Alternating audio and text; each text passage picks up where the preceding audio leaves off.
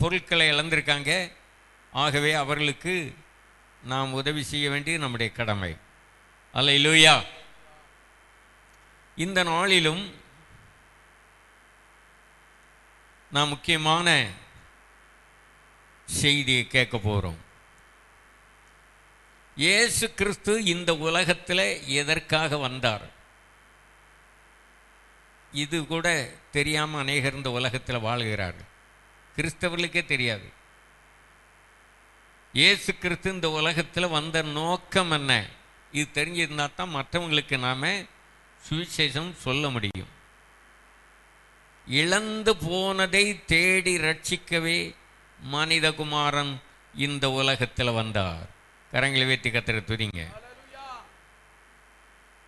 வேதாகமம் முழுவதையும் நீங்கள் ஆராய்ந்து பார்த்தா ஏராளமான காரணம் இருக்கிறது.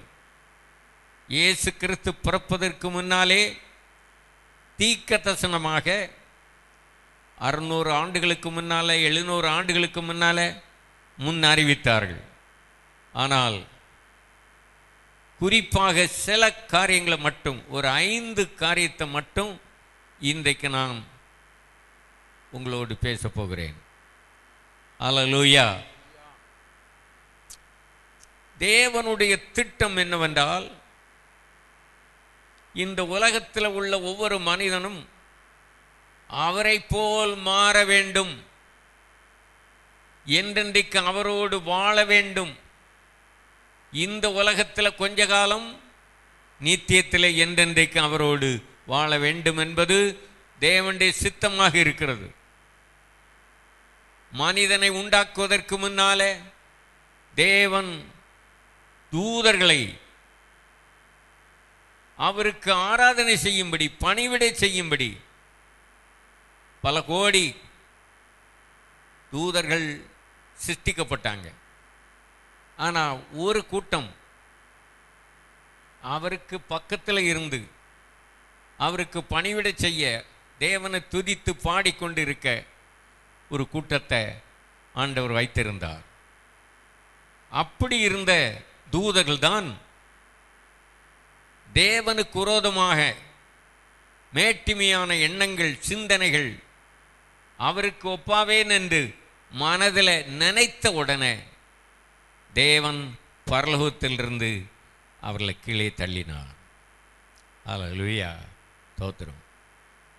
தேவன் தனக்குரிய ஸ்தானத்தை இந்த உலகத்தில் மட்டுமல்ல தூதர்களுக்கும் கொடுக்க மாட்டார். ஏனென்றால் நம்முடைய தேவன் எப்படிப்பட்டவர்னா, சிருஷ்டிக்கப்படாதவர்கள், ஆதியும் அந்தமும் இல்லாதவர், கண்களினால் காணக்கூடாதவர், ஒருவரும் சேரக்கூடாத உன்னத ஒளியில் வாசம் பண்ணக்கூடிய தேவன். அல்லேலூயா. அவர் இந்த உலகத்தில் வந்து பிறந்து 2015 வருஷம் என்று கணக்கு வைத்திருக்கிறார். ஆனால் அவருக்கு ஆரம்பமும் கிடையாது, முடிவும் கிடையாது. ஆதியும் அந்தமாய் இருக்கிறேன், அல்பா ஒமேகாவாய் இருக்கிறேன், அனாதி தேவனாக இருக்கிறார். அப்படின்னா ஆரம்பம் கிடையாது, முடிவும் கிடையாது. பைபிளில் ஆதியில தேவன் வானத்தையும் பூமியும் சிருஷ்டித்தார் என்று நான் பார்க்கிறோம். ஆதி, இது எப்போ என்று தெரியாது. ஆனால் இந்த உலகத்தில் மனிதனுடைய சிருஷ்டிப்பில் இருந்து தான் 2015 வருடம் என்று கணக்கிட்டு இருக்கிறார்கள்.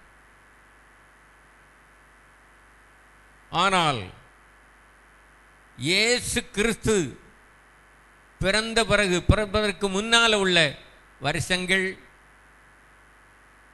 4000 வருடம். இப்போ 4000, 2000, 6000, 6015 வருடம் ஆகிறது இந்த உலகம் சிருஷ்டிக்கப்பட்டு.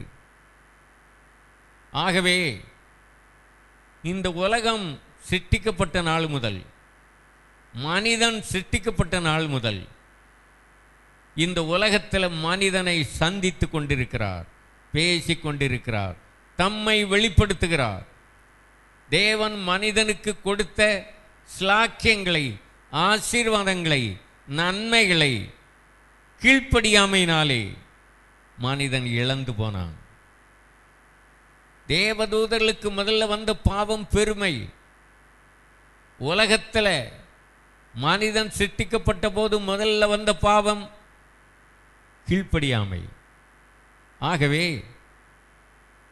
கீழ்ப்படியாமையினாலே வந்த பாவத்தை நிவர்த்தி செய்யும்படி ரோமர் 5:19 அவர் இந்த உலகத்தில் வந்து முழுவதும் பிதாவுக்கு கீழ்ப்படிந்து கீழ்ப்படியாமையினாலே வந்த சாபத்தை சிலுவையிலே நிவர்த்தி செய்தார்.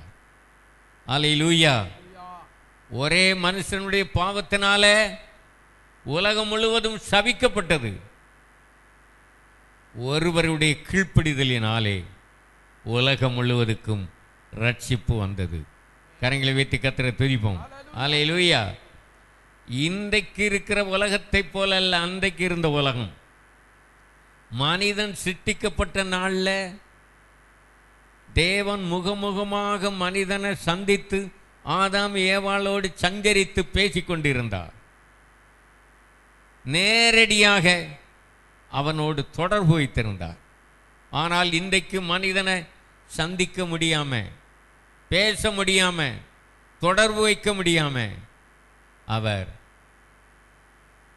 பரிசுத்த ஆவியானவர் மூலமாக, தேவனுடைய மனிதர்கள் மூலமாக மனிதனை சந்திக்கிறார்.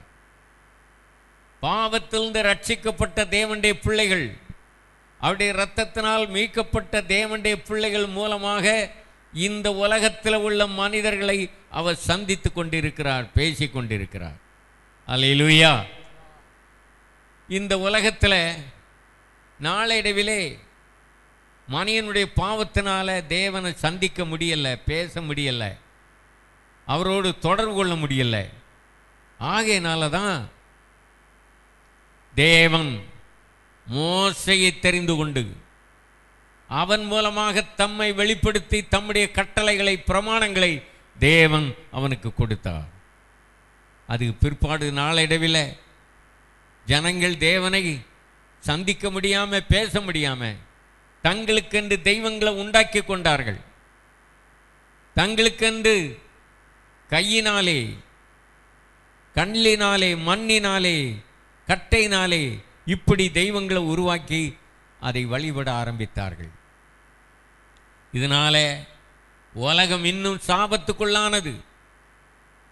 நோவாவின் காலத்தில் ஆண்டவர் ஜலத்தினாலே அந்த உலகத்தை அழித்தார். சோதோங்குமார பட்டணத்தில் பாவம் பெருகின போது அக்கினினால் அந்த சோதோங்குமார பட்டணத்தை அழித்தார். பேதுரு சொல்லும்போது அப்பொழுது இருந்த உலகத்தை ஜலத்தினாலே அழித்தார், இப்பொழுது இருக்கிற உலகத்தை அக்கினியினால் அழிக்கப் போகிறார். ஆகவே அதுக்கு முன்னால, இந்த உலகத்துக்கு கடைசி நியாய தீர்ப்பு வருவதற்கு முன்னால, இந்த உலகத்தில் உள்ள ஒவ்வொரு மனிதனும் தேவனை அறிந்து கொள்ள வேண்டும், அவரை பணிந்து கொள்ள வேண்டும், அவர் ஒருவருக்கு ஆராதனை செய்ய வேண்டும் என்று கர்த்தர் விரும்புகிறார். அல்லேலூயா. இழந்து போனதை தேடவும் ரட்சிக்கவும் மனுஷகுமாரன் உலகத்திலே வந்தார். அல்லேலூயா. 2வது வசனம் 1 தீமோத்தேயு 1:15 பாவிகளை ரட்சிக்க கிறிஸ்து இயேசு உலகத்தில் வந்தார். அல்லேலூயா. இந்த உலகத்தில் எல்லா மனிதனும் பாவம் செய்து கெட்டு போனான், தேவனுடைய மகிமையை இழந்து போனான், தேவனோடு உள்ள ஐக்கியத்தை இழந்து போனான். ஆகவே மனிதன் பாவம் செய்த ஒவ்வொருவனும் நியாய தீர்ப்புக்கு ஏதுவாக இருக்கிறான், நரக ஆக்கினைக்கு ஏதுவாக இருக்கிறான். அதிலிருந்து மனுக்குலத்தை ரட்சிக்கும்படியாகத்தான் தேவன் மனிதனாக இந்த உலகத்தில் பிறந்தார். அல்லேலூயா. தீமோத்தேயின் புத்தகம் 3:16 தேவன் மாம்சத்தில் வெளிப்பட்டார். தேவன் சர்வ வல்லமையுள்ள தேவன், இந்த உலகத்தை உண்டாக்கின தேவன், மனிதனை உண்டாக்கின தேவன், மனிதனை ரட்சிக்கும்படியாக சர்வ வல்லமையுள்ள தேவன் மாம்சமானார். தேவன் மாம்சத்தில் வெளிப்பட்டார்.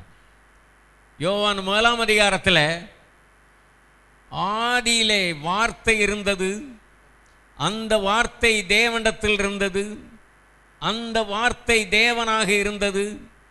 14 வசனத்தில் அந்த வார்த்தை மாம்சமாகி சத்தியத்தினாலும் கிருபையினாலும் நிறைந்தவராய் இன்றைக்கு நமக்குள்ள வந்து வாசம் பண்ணுகிறார். கரங்களை வைத்து கர்த்தரை துதிப்போம். அல்லேலூயா. பாவத்தினால இழந்து போன சாபத்தை, பாவத்தினால இழந்து போன ஆசீர்வாதங்களை மனிதன் மீண்டும் பெற்றுக்கொள்ளணும். அந்த நியாய தீர்ப்பிலிருந்து, நித்திய நரக ஆக்கினையிலிருந்து அவன் ரட்சிக்கப்பட வேண்டும் என்பதற்காக தன்னையே பலியாக கொடுத்தார். அல்லேலூயா, ஸ்தோத்திரம். ஆகவே யோவான் 10 அதிகாரம் 10 வசனத்தில் திருடமும் அழிக்கும் வருகிறான் என்று வேறொன்றுக்கும் வரான், ஆனால் நானோ அவைகளுக்கு ஜீவன் உண்டாகவும் அந்த ஜீவன் பரிபூர்ணப்படவும் நான் இந்த உலகத்தில் வந்தேன் என்றார். அல்லேலூயா. இயேசு கிறிஸ்து ஜீவனை கொடுக்க வந்தார். தம்முடைய ஜீவனை கொடுத்த நமக்கு நித்திய ஜீவனை, அல்லேலூயா, பரலோக வாசலை நமக்கு திறந்து கொடுத்திருக்கிறார். பாவத்தினால கெட்டு போன மனுக்குலத்துக்கு அந்த பரலோகத்தில் போய் அந்த பேரின்பத்தை அனுபவிக்க அவர் தம்முடைய ஜீவனை கொடுத்து 3ஆம் நாள் உயிர் தெழுந்தார். அல்லேலூயா. சொர்க்க வாசல் அவர் திறந்து வைத்திருக்கிறார். இன்னைக்கு உலகத்தில் விக்கிராராதனை செய்கிறவங்க திடீரென்று அவள் கோயில்களில் சொர்க்க வாசல் திறந்திருக்கு, இப்போ வர்றவங்கெல்லாம் வந்திருக்க பார்க்கணுன்னா பார்க்க, அங்கே போய் பார்த்தா சொர்க்க வாசல் திறந்தோன்னு அங்கே போய் பார்த்தா ஒரு விக்கிரகம் இருக்கும். ஜனங்கள் அதைத்தான் வணங்க முடியும். ஆனால் நம்முடைய தேவன் சொர்க்கத்தில் பரலோகத்தில் சிங்காசனத்தில் உட்கார்ந்திருக்கிறார். அல்லேலூயா. அவரை சந்திக்கும் போது அவரை போல் நாம் ஜீவிப்போம், நாம் காணப்படுவோம். அவருக்கு இருந்த அதே மகிமை, அல்லேலூயா, அந்த மகிமையை நமக்கு தருகிறார். அதற்காகத்தான் இயேசு கிறிஸ்து உலகத்தில் வந்தார். இழந்து போன ஆசீர்வாதங்களை, நன்மைகளை, பரலோகத்தின் பேரின்பத்தை, தேவனோடு உள்ள ஐக்கியத்தை, உறவை மீண்டும் அடையும்படி இயேசு பரலோகத்திலிருந்து இந்த உலகத்தில் வந்தார். அவர் தமக்கு சொந்தமானதிலே வந்தார், சொந்தமானவர்களோ அவரை ஏற்றுக்கொள்ளலை. அல்லேலூயா. ஆகவே புறஜாதிகளாகிய நாம் இந்த உலகத்தில் பல தேசத்தில் பல ஜாதிகளில் இருந்து ஒரு கூட்டம் ஜனத்தை அவருடைய இரத்தத்தினால மீட்டு கொண்டு தேவனுடைய ராஜ்யத்துக்கு நம்மை ஆயத்தப்படுத்துவதற்காகத்தான் இந்த சபையிலே கொண்டு வந்து நம்மை சேர்த்திருக்கிறார். இந்த சபை எப்படி வந்தது? இயேசுவின் விலையேறப்பட்ட இரத்தத்தினால, பரிசுத்த இரத்தத்தினால கிரயம் கொடுத்து வாங்கியிருக்கிறார். கிரயம் சாதாரணம் வரல, நமக்கு தெரியாமல் இருக்கலாம். அவருடைய இரத்தத்தை கிரயமாக செலுத்தி நம்மை விலைக்கு வாங்கியிருக்கிறார். அல்லேலூயா. அவருக்கு நாம் சொந்தம்னா எப்படி சொந்தம்? சபையில் வந்து ஞானஸ்நானம் எடுத்ததுனாலயா? இல்லை, அவருடைய இரத்தத்தினால நம்மை மீட்டு கொண்டார். பாவத்தில் அக்கிரமத்தில் மரித்து கிடந்த நம்மை, சத்துருக்களாக இருந்த நம்மை, சத்துருக்களாக இருக்கையில் நம்மை நேசித்தார். அல்லேலூயா. இதுதான் இயேசுவின் அன்பு. இந்த உலகத்தில் இயேசுவை போல் அன்புள்ள ஒரு தெய்வம் கிடையாது, ஒரு மனிதனும் கிடையாது. அவருடைய அன்புக்கு அளவே இல்லை. தேவன் தம்முடைய ஒரே பேரான குமாரனை விசுவாசிக்கிறவன் எவனோ அவன் கெட்டு போகாமல் அவரை தந்தரில் அல்லேலூயா இவ்வளவாய் உலகத்தில் அன்பு கூர்ந்தார். கரங்களை வைத்து கர்த்தரை துதிப்போம். அவருடைய அன்புக்கு அளவில்லை, அவருடைய இரக்கங்களுக்கு முடிவில்லை. நாம் இன்றைக்கு இவ்வளவு சந்தோஷமாக சமாதானமாக தேவ சமூகத்தில் இருக்கிறோம் என்றால், அவரை துதிக்கிறோம் என்றால், அது காரணம் என்ன? இயேசுவின் அன்பு தான் காரணம். அல்லேலூயா. தகுதி இல்லாமல் இருந்த நம்மை அவருடைய இரத்தத்தினால நம்மை மீட்டு அவருக்கு சொந்த ஜனமாக நம்மை மாற்றி அவருடைய சமூகத்தில் வந்து தேவனை ஆராதிக்க இந்த கிருபை தேவன் நமக்கு தந்திருக்கிறார். அல்லேலூயா, ஸ்தோத்திரம். ஆகவே நாம் அதிகமாக தேவனிடத்தில் அன்பு கூற வேண்டும், நன்றி உள்ளவர்களாக இருக்க வேண்டும். அல்லேலூயா. ஒவ்வொரு நாளும் ஆண்டவர் செய்த நன்மைகளை, நாம் பெற்ற ரட்சிப்பை நம்முடைய உள்ளத்தில் நினைத்து அன்பினால் நிறைந்து தேவனுக்கு ஆராதனை செய்யணும். அல்லேலூயா, ஸ்தோத்திரம். கோடா கோடி ஸ்தோத்திரம் பாடி கிறிஸ்துவின் அன்பை நம்ம ஒரே வார்த்தையில் முடிக்கலாம். அப்படியானா நம்ம ஸ்தோத்திரம் பண்ணிக்கிட்டே இருக்கணும் தினந்தோறும். கர்த்தர் செய்த உபகாரங்களுக்காக நான் எண்ணத்தை செலுத்துவேன். ரட்சிப்பின் பாத்திரத்தை எடுத்துக்கொண்டு கர்த்தருடைய நாமத்தை தொழுது கொள்ளுவேன்.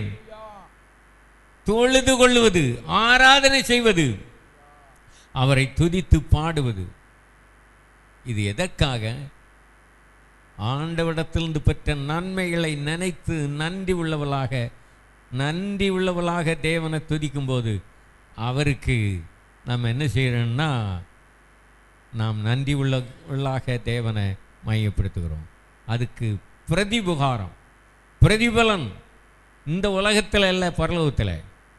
எப்போதும் அவரை துதிக்கணும், ஆராதனை செய்யணும். இதுதான் நாம் அவருக்கு செய்கிற நன்மைகள். அல்லேலூயா. அடுத்தபடியாக நாம் பார்ப்போமானால் 1 யோவான் 3:8 பிசாசனுடைய கிரியைகளை அழிக்கும்படிக்கு தேவகுமாரன் வெளிப்பட்டார். கரங்களை வைத்து கர்த்தரை துதிங்க. இழந்து போனதை தேடவும் ரட்சிக்கவும் இயேசு கிறிஸ்து உலகத்தில் வந்தார். பாவிகளை ரட்சிக்க இயேசு கிறிஸ்து உலகத்தில் வந்தார். நமக்காக ஜீவனை கொடுக்க, அந்த ஜீவன் பரிபூர்ணப்பட இயேசு உலகத்தில் வந்தார். 4வதாக பிசாசின் கிரியைகளை அழிக்கும்படிக்கு தேவனுடைய குமாரன் வெளிப்பட்டார். கரங்களை வைத்து ஒரு அல்லேலூயா சொல்லுங்க. இதான் முக்கியமான காரியம். அன்றைக்கு பரலோகத்திலிருந்து கீழே தள்ளப்பட்ட பிசாசு, அந்த தூதன் பிசாசா மாறிட்டான். பிசாசா மாறின மட்டுமல்ல, அவன் என்ன செய்கிறான்? தேவனுக்கு விரோதமாக கிரியை செய்துட்டே வரான். தேவன் மேலே உள்ள கோபம், அவருடைய பிள்ளைகள் மேலே அவனுக்கு இருக்கிற கோபம், அவரை பழி வாங்க வேண்டும் என்று தேவனுடைய பிள்ளைகளாகிய நம்ம என்ன செய்கிறான்? அவன் பகைக்கிறான், வெறுக்கிறான். அவன் மனுஷ கொலைபாதகன் இருக்கிறது. இந்த உலகத்தில் மனிதனுக்கு அவன் தீமை செய்ய காரணம் என்ன? பிசாசு ஏதாவது நன்மை செய்யிருக்கானா யாருக்காவது? ஜனங்கள் இன்றைக்கு நம்புகிறாங்க, பிசாசை வணங்கினா நமக்கு கஷ்டம் தீரும், வியாதி தீரும், நம்முடைய பிரச்சனை நீங்கும், நமக்கு பணம் சம்பாதிக்கலாம், படிப்பு, ஒவ்வொரு காரியங்களுக்கும் ஒரு பிசாசு இருக்கு. ஆனால் கடவுள்னு மனுஷன் நம்புகிறான். கல்வின்னா அதுக்கு ஒரு பிசாசு, கல்யாணம் நடக்குன்னா அதுக்கு ஒரு பிசாசு.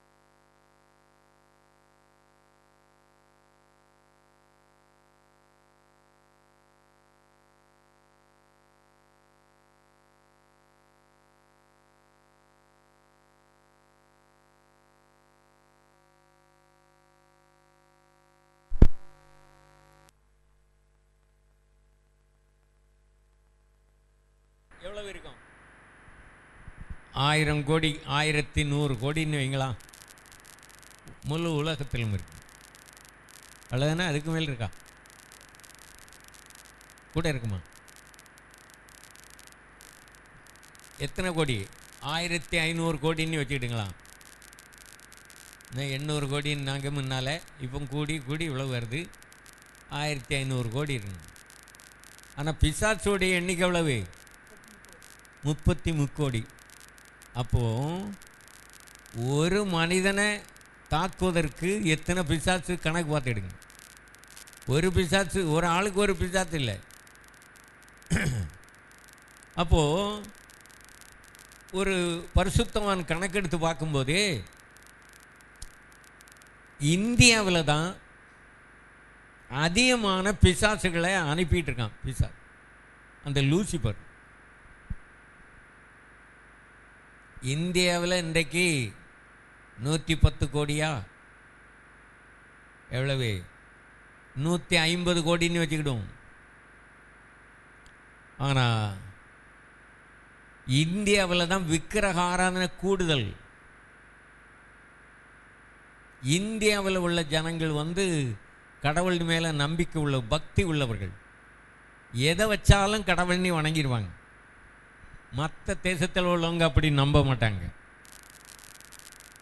ஆனால் இந்தியாவில் உள்ளவர்களுக்கு ஒரு கல்லை வச்சாலும் சரி, ஒரு கட்டையை வச்சாலும் சரி, உடனே நம்புவாங்க. ஒரு தாயத்தை கொடுத்தா உடனே கையில் கட்டிக்கிட்டு, இது எதுக்காகன்னா அவனுக்கே தெரியாது. ஏதோ கடவுள் நமக்கு ஒரு அற்புதம் செய்வார், அதிசயம் செய்வார் என்று. சிலர் மோதிரங்கள் அதில் வச்சுக்க கல் இருக்க, அந்த மோதிரங்களை பச்சைக்கல் போட்டால் இப்படிப்பட்ட சில ஜாதகங்களை பார்த்து அதை செய்கிறாங்க. நம்புவாங்க. உடனே நம்புறது யாரு? இந்தியாவில் உள்ள ஜனங்கள். அதனால தான் விக்கிர